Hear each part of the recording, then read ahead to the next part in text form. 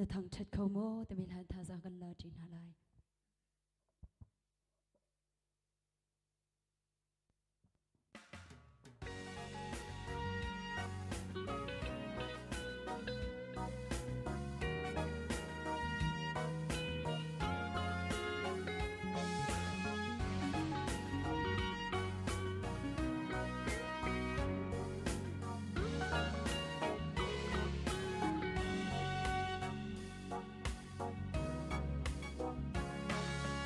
Philippines thong in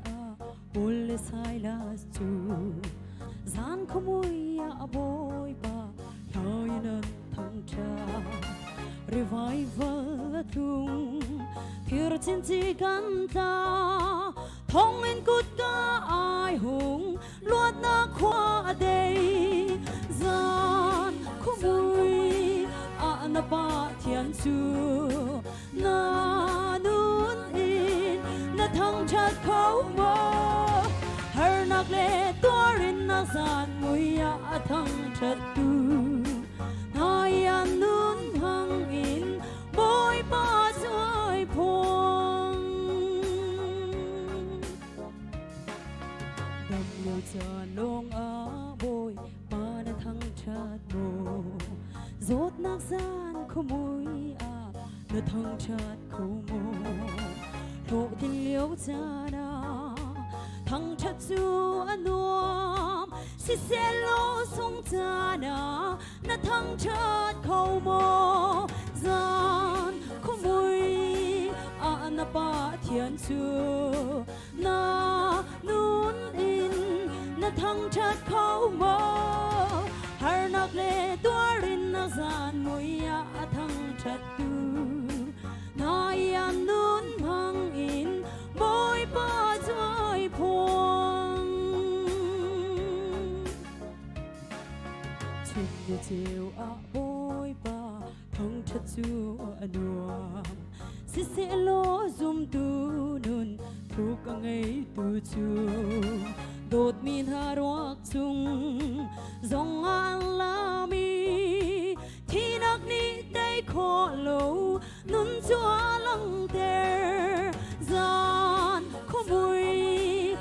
na pa thian chu na nun in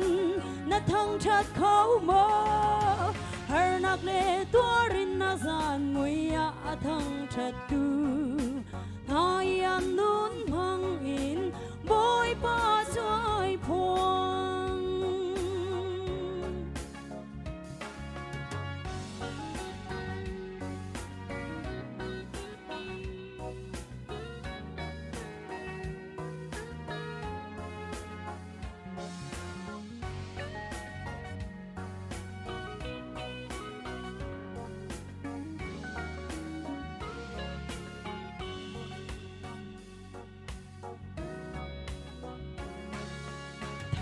lệ trong lốm lạc ô cho thấy cần đủ thằng chết lệ xoay xe lạc đâu lơ ra lạc cô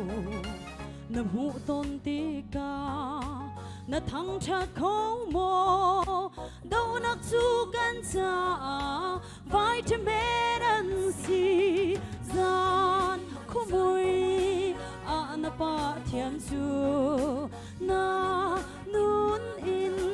na thằng chặt khâu mơ har nặc lệ tua rin na gian mui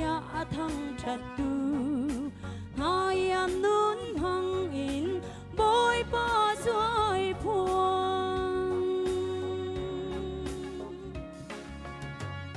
boy pa ni thogan chop yak se